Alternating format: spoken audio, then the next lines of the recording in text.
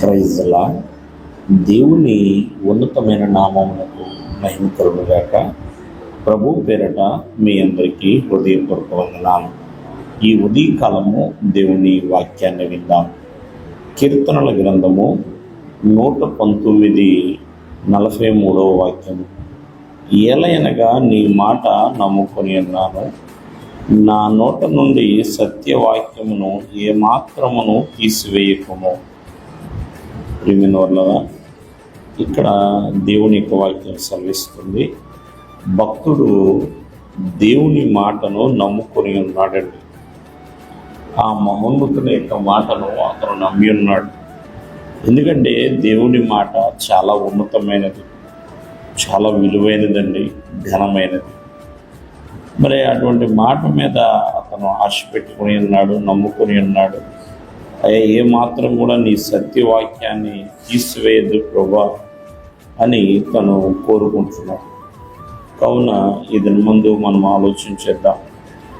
దేవుని మాటను ఎల్లప్పుడూ కూడా మనము గైకొనే వారిగా ఉండాలి.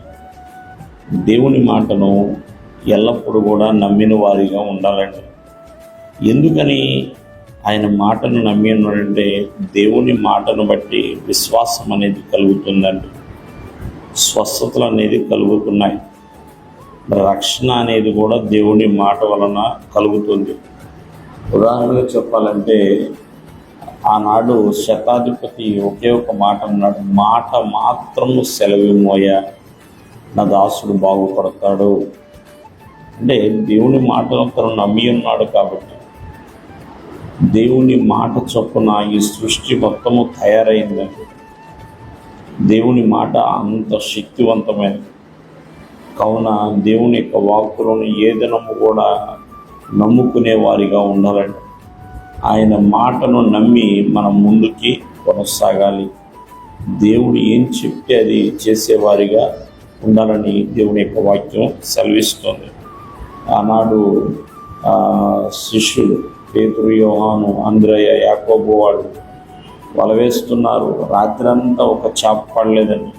కానీ పేతురు అంటాడు, అయ్యా నీ మాట చొప్పున నేను వల వేస్తాను అని. దేవుని మాటలు వారు నమ్మారు, నిలివిచ్చారు, గౌరవించారు, వల వేశారు. చక్కటి చేపలు వారు పట్టగలిగి ఉన్నారండి. కావున ఆయన మాట చాలా విలువైనది, శక్తివంతమైనదని గుర్తెరిగి ఆయన మాట ప్రకారము జీవించే వారిగా ఉండాలి. దేవుడు మిమ్మల్ని దీవించును గాక. ఆమేన్.